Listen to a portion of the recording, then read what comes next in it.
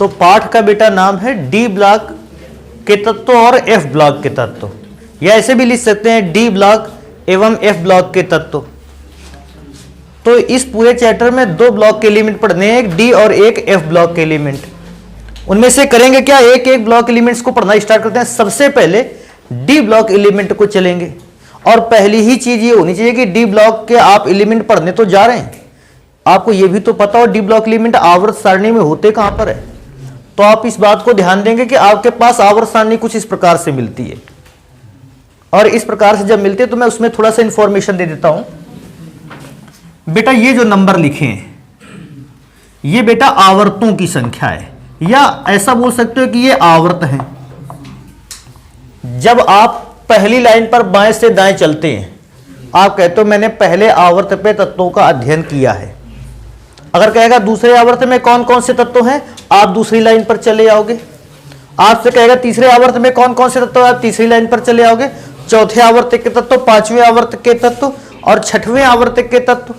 कुल मिला के मैं क्या देखता हूं, इस पूरी आवर्त सारणी में आवर्तों की संख्या कितनी दी गई है, 7। अब इसके बाद आता है कि आवर्तों के अतिरिक्त एक और चीज को पहचानना जरूरी है, वर्गों की संख्या। देखो ये जो ऊपर नंबर लिखे हैं ये वर्गों की संख्या है, और आपने देखा होगा नंबर 1 से पढ़े और खत्म हुए वहां लास्ट पे 18 पे। कुल मिला के आवर्त सारणी को 18 वर्गों में बांटा गया है। उन 18 वर्गों में जो पहला वर्ग और दूसरा वर्ग है, पहले वर्ग के तत्व यहां रखे होंगे, दूसरे वर्ग के तत्व यहां रखे होंगे। पहले वर्ग के तत्व और दूसरे वर्ग के तत्व आपस में मिलकर बनाते हैं एस ब्लॉक को। तो अगर कोई पूछेगा एस ब्लॉक कहां है, तो बेटा ये है एस ब्लॉक। पूरा सामने जगह नहीं थी इसलिए मैंने यहां लिखा। तो अगर कोई पूछता भी आवर्त सारणी में एस ब्लॉक का स्थान कहां है, आप आवर्त सारणी को देखोगे और कहोगे आवर्त सारणी में बाईं ओर पहले और दूसरे वर्ग के तत्वों को ही क्या कहा जाता है, एस ब्लॉक के तत्व, या उस ब्लॉक को ही एस ब्लॉक कहते हैं। अब आवर्त सारणी में भी दाईं ओर आ जाए आप। दाईं ओर में यहां से देखें, वर्ग संख्या 13, 14, 15, 16, 17 और वर्ग संख्या क्या है, 18। वर्ग संख्या 13 से लेकर वर्ग संख्या 18 तक के इतने भाग को जानते हो आप क्या कहते हो, पी ब्लॉक। और इस ब्लॉक में जितने भी तत्व रखे होंगे, देखो यहां से यहां तक ये वाले एलिमेंट, ये जितने भी तत्व हैं इनको पी ब्लॉक एलिमेंट कहते हैं, और आवर्त सारणी के इस भाग को आप पी ब्लॉक भी कहते हैं। तो आवर्त सारणी के 2 ब्लॉक्स को आपने अभी तक समझा, एक एस ब्लॉक और दूसरा पी ब्लॉक। पूछ भी लेता है एस ब्लॉक को आवर्त सारणी के किन किन वर्गों द्वारा दिखाया गया है, पहले और दूसरे। पी ब्लॉक आवर्त सारणी के किन वर्गों को प्रदर्शित करता है, तो वर्ग संख्या 13 से लेकर वर्ग संख्या 18 तक के तत्व जो हैं वो पी ब्लॉक के ही माने जाते हैं। अब एस ब्लॉक और पी ब्लॉक के बीच का हिस्सा कुछ आता है, जो वर्ग संख्या 3 से स्टार्ट होता है और वर्ग संख्या कहां तक खत्म होता है, 12। तो डी ब्लॉक के एलिमेंट्स को रखा गया है वर्ग संख्या 3 से वर्ग संख्या 12 के बीच। ऐसे 10 वर्ग हैं जहां पर डी ब्लॉक एलिमेंट्स को रखा गया है, या डी ब्लॉक के लिए 10 वर्गों को सम्मिलित किया गया है। कैसे गिन भी सकते हो आप, 1, 2, 3, 4, 5, 6, 7, 8, 9 और 10। तो अगर कोई पूछेगा भी डी ब्लॉक एलिमेंट्स में कौन कौन से वर्ग आते हैं, वर्ग संख्या 3 से लेकर वर्ग संख्या 12 तक के तत्व जो हैं वो डी ब्लॉक के एलिमेंट ही है। अच्छा, एक और बात ध्यान देने वाली है, क्योंकि डी ब्लॉक के एलिमेंट एस ब्लॉक और पी ब्लॉक के तत्वों के बीच में रखे गए हैं, इन्हें हम संक्रमण तत्व भी कहते हैं या ट्रांजिशन एलिमेंट भी कहते हैं।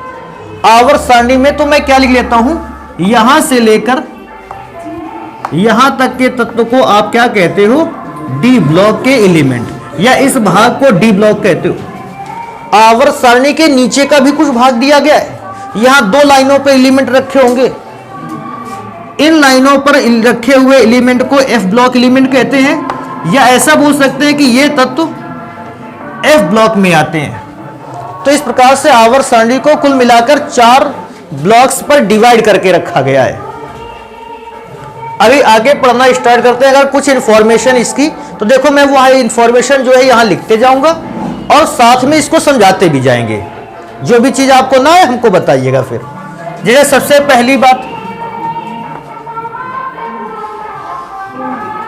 डी ब्लॉक के तत्वों का इलेक्ट्रॉनिक विन्यास करने पर, अर्थात आप जब भी कभी डी ब्लॉक के एलिमेंट्स का इलेक्ट्रॉनिक विन्यास करते हो, करने पर उनका का मतलब उन तत्वों का अंतिम इलेक्ट्रॉन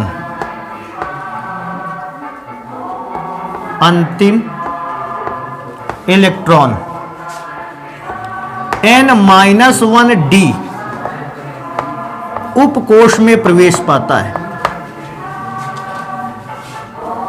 में प्रवेश पाता है। तो एक तो ये बात याद रखोगे। अब हाँ, किसी बच्चे के मन में ऐसा आ सकता है,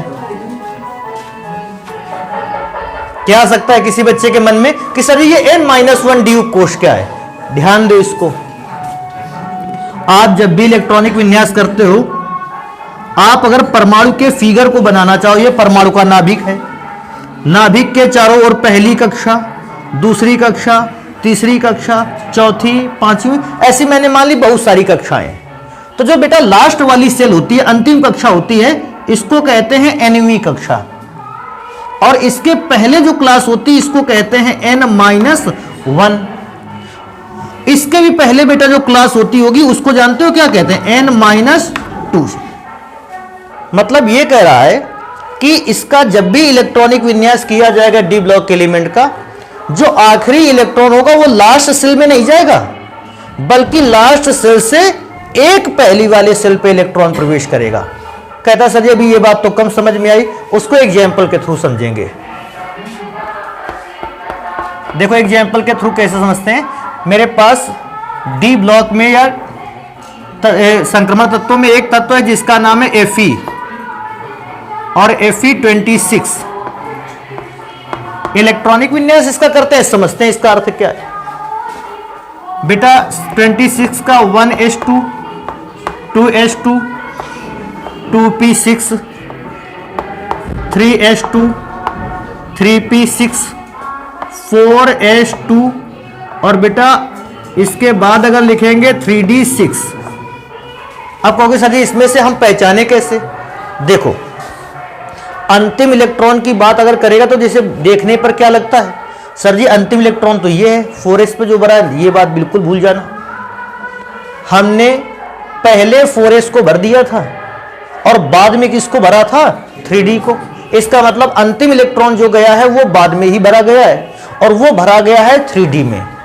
तो जो ये चौथी कक्षा है ये तो हो गई nवीं कक्षा, और लेकिन लास्ट वाला इलेक्ट्रॉन कहां गया है, तीसरी में। तीसरी का मतलब चौथी से एक कम पे। तो अगर चौथी क्लास को आपने n माना है तो तीसरी क्लास आपके लिए क्या हो गया, n-1। और उस n-1 क्लास के भी कौन से उपकोष पे गया है, d। तो इसलिए मैंने लिखाया n-1d उपकोष में क्या करता है, प्रवेश पाता है। ये केवल Fe का ही नहीं है, सारे एलिमेंट्स का। आप किसी का भी इलेक्ट्रॉनिक विन्यास करोगे आपको ऐसा ही देखने को मिलेगा। मैं ज्यादा क्यों नहीं बताने वाला, क्योंकि इलेक्ट्रॉनिक विन्यास मुझे सबका करके दिखाना पड़ेगा, इसलिए भी ज्यादा बात नहीं करेंगे। अच्छा इसको लिखा रहने भी देते हैं। नेक्स्ट नंबर एक तो ये बात लिखेंगे, एक और नंबर लिखेंगे। देखो इसी में से डी ब्लॉक के तत्व आवर्त सारणी में, डी ब्लॉक के तत्व आवर्त सारणी में वर्ग संख्या 3 से लेकर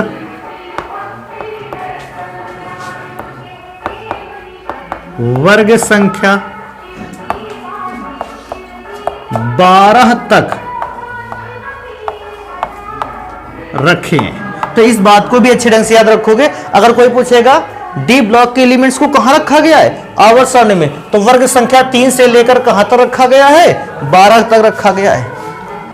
इनका इलेक्ट्रॉनिक विन्यास n-1d, n-1d का मतलब है अंतिम कक्षा से पहली वाली कक्षा में जो डी उपकोष होता है उसमें एक भी इलेक्ट्रॉन हो सकता है, दो भी, 3, 4, 5, 6, 7, 8, 9 कहां तक हो सकते हैं, 10 तक। और अंतिम कक्षा के इस उपकोष में एक इलेक्ट्रॉन भी हो सकता है और 2, इससे ज्यादा नहीं होंगे। अब कहोगे सर जी ये वाली बात तो हमको पता नहीं चल पा रही, तो भैया ये वाली बात तब पता चलती है जब बच्चा इलेक्ट्रॉनिक विन्यास देखता है। तो इसके इलेक्ट्रॉनिक विन्यास अभी इसके बाद पढ़ेंगे जब, तब समझेंगे इस बात का, इस चीज का पूरे का अर्थ क्या है। वैसे भी अगर इसको यहां से मैच कराना चाहो तो देखो n-1d पर कितने इलेक्ट्रॉन थे, 6। क्या ये इलेक्ट्रॉन 1 से 10 के बीच में है, बिल्कुल है। अंतिम कक्षा में कितने इलेक्ट्रॉन थे, 2। तो इसके अंतिम कक्षा में 1 से 2 के बीच इलेक्ट्रॉन हो सकते हैं, हाँ उसी रेंज पर थे। और बाकी का जो ज्यादा अच्छा निर्धारण है बेटा वो तो पता चल पाएगा जब हम सीखेंगे इलेक्ट्रॉनिक विन्यास को। तो अभी के लिए इस बात को तैयार रखेंगे। अगर सामान्य इलेक्ट्रॉनिक विन्यास पूछता है इसी को लिख करके आओगे। एक और चीज याद लिख करके आओगे, क्योंकि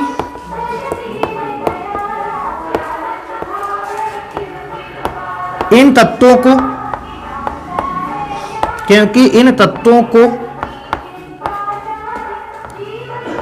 एस एवं पी ब्लॉक के मध्य रखा गया है, मध्य रखा गया है। अतः इन्हें का मतलब डी ब्लॉक के एलिमेंट को संक्रमण तत्व भी कहते हैं। संक्रमण तत्व भी कहते हैं। देखो डी ब्लॉक के एलिमेंट को संक्रमण तत्व कहने के कारण तो बहुत सारे हैं। आप कई प्रकार से संक्रमण तत्वों को बता सकते हो। एक तो ये भी रीजन लिख सकते हो, एस और पी ब्लॉक के बीच में रखे गए हैं इसलिए इनको संक्रमण तत्व कहते हैं। हालांकि संक्रमण तत्व और भी इन्हें क्यों कहा गया है उसका पूरा रीजन आएगा अगली क्लासेस पर, आएगा जब भी आएगा नंबर तब उसको पढ़ेंगे। अभी के लिए तो ये बात तैयार रखेंगे। अगर कोई पूछता संक्रमण तत्व केवल इसलिए कहते हैं कि एस और पी ब्लॉक के बीच में रखा गया है और कोई कारण नहीं, और भी कारण है, अभी के लिए इस कारण पर रखते हैं। एक बेटा और नंबर याद कर लेते हैं। देखो कि संक्रमण तत्वों को कितनी श्रेणियों में बांटा गया है। देखो यहां पे संक्रमण तत्वों को 4 श्रेणियों में बांटा गया है। पहली श्रेणी, दूसरी श्रेणी, तीसरी और चौथी। तो इसको भी यहां लिख लेते हैं। इन्हें 4 श्रेणियों में बांटा गया है। अब उन 4 श्रेणियों का थोड़ा सा इंफॉर्मेशन भी लिख देते हैं। देखो जो 4 श्रेणियों में बांटा गया उनमें से पहली श्रेणी को आप कहते हो प्रथम संक्रमण श्रेणी। और बेटा प्रथम संक्रमण श्रेणी को 3D श्रेणी भी कहते हैं। कोई पूछना सर जी इसको 3D श्रेणी क्या कह दिया, बेटा लास्ट इलेक्ट्रॉन देखो कहां पर जा रहा था, 3D पर, इसलिए इसका नाम 3D श्रेणी रख दिया। पूछता है 3D श्रेणी पर कौन से तत्वों को रखा गया है, बेटा स्कैंडियम 21 से लेकर जिंक 30 तक के तत्वों को प्रथम संक्रमण श्रेणी में रखा गया है, जिसको हम 3D श्रेणी भी कहते हैं। तो स्टार्ट कहां है, स्कैंडियम 21 से लेकर 12 लिख गया, जिंक 30 तक के तत्वों को इस श्रेणी में रखा गया है। सेकेंड नंबर पर आ जाते हैं और आप समझते हो क्या लिख लेना चाहिए, द्वितीय संक्रमण श्रेणी, या इसको कहते हैं 4D श्रेणी। अच्छा, द्वितीय संक्रमण श्रेणी या 4D श्रेणी आप समझ गए, स्कैंडियम के नीचे वाली है बेटा। ये चालू होते इट्रियम 39 से और खत्म होती है कैडमियम 48 पर। तो इसको भी लिखेंगे, इट्रियम 39 से स्टार्ट होती है और खत्म होती है कैडमियम CD 48 पर। इसके बाद नेक्स्ट नंबर पे चलते हैं, तृतीय संक्रमण श्रेणी। तृतीय संक्रमण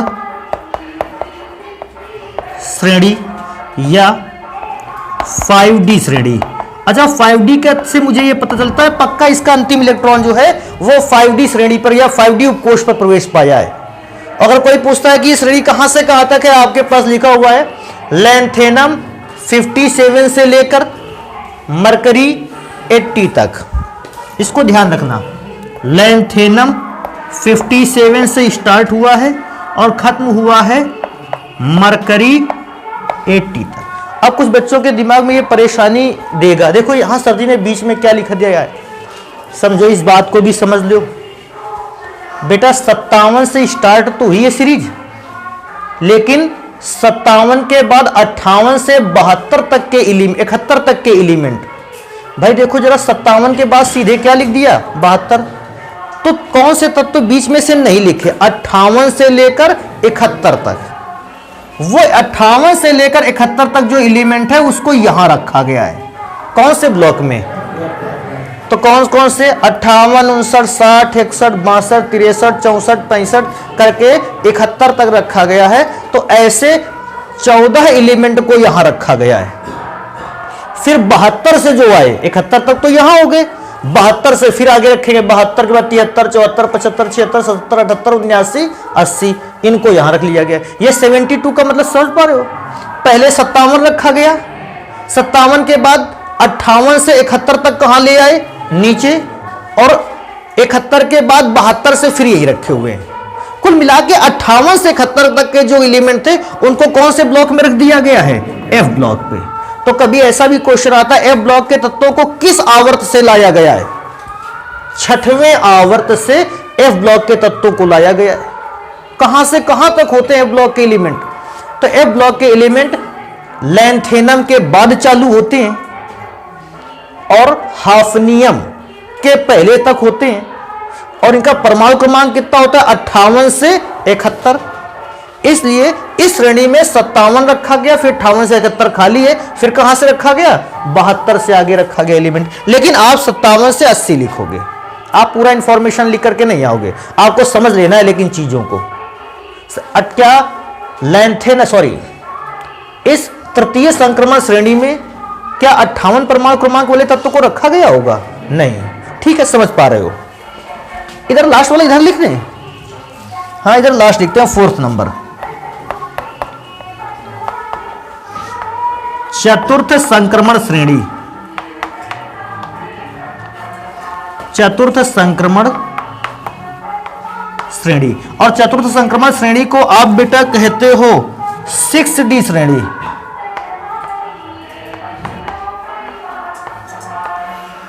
कोई पूछेगा 6D श्रेणी सर जी इसका भी इंफॉर्मेशन कुछ मिल जाता, अरे भैया बिल्कुल मिल जाएगा। ये एक्टिनियम से स्टार्ट होती है, एक्टिनियम AC89, और बेटा स्टार्ट होकर खत्म कहां पर होती है, कॉपरनिकम CN112। कहेगा सर जी ये 104 क्यों लिख दिया, तो भैया 89 रखा गया और फिर 90 से लेकर 103 तक इसके जो बीच में आए उसको यहां नीचे वाले पर रखा गया। मैं लिख दूं 57 तक था, 58 से लेकर 71 तक यहां रखे गए, 58, 59, 60 डैश डैश डैश 71 तक यहां रखे गए। जो 89 रखा गया इसके बाद 90 से यहां रखे गए, कहां तक 103 तक, और 103 के बाद जो बचे तो वो 104 से यहां रखे गए, 104, 5, 6, 7, 8, 9, 10, 11, 12। तो पूछेगा अगर कोई ऐसा भी हमसे क्वेश्चन पूछेगा कि F ब्लॉक के तत्वों की पहली श्रेणी किस आवर्त से ली गई है, 6वें। F ब्लॉक के तत्वों की दूसरी श्रेणी कहां से ली गई है, 7वें आवर्त से। तो इतना चीजों को याद रखोगे भैया। अभी क्या करेंगे यार, मुझे ऐसा लग रहा है कि आज इतना ही रखेंगे। बताएं, आवाज साउंड भी बज रहा है तो कुछ समझ में नहीं आ रहा इधर, तो इसको नोट कर लीजिए।